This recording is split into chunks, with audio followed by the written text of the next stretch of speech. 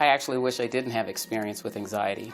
Unfortunately, I dealt with it in my early adulthood and really just didn't know how to handle it. Did a lot of destructive things to the point of it was causing me to have difficulty in my workplace, at home. And I found it was bred out of my upbringing, but it took some time for me to realize that. And so my experience comes from having lived with it, having overcome it, and having been influenced by the Spirit of God to get through it. And one of the things that I've learned is that you have to talk about it, as fearful as it is, and you have to give them the tools to deal with it. I think when young people are sheltered and parents try to protect them from what's really going on, what they're doing is ill-equipping them for the world.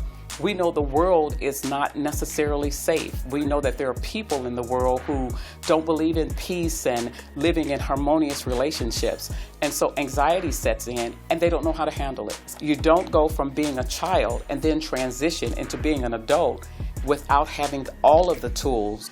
I believe you have to have mind, body, and spirit to live a healthy life. It cannot be one without the other. It has to be all of them together.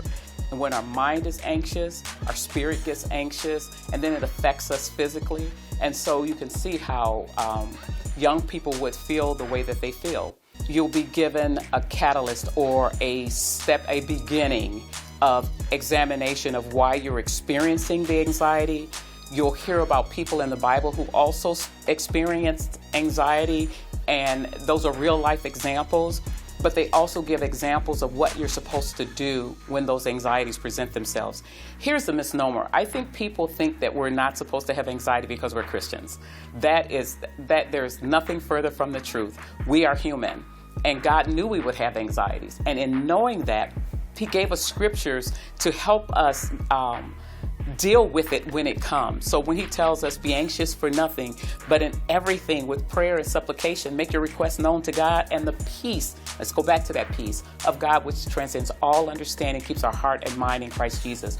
What He's saying is, yeah, I know in your flesh you're going to worry. You know, He tells us in our flesh dwells no good thing. So there's going to be worry. But what He's saying is we do not have to succumb to it. We don't have to give in to it. What we can do is, as He says, cast your cares on me because I care for you. He doesn't want us worrying.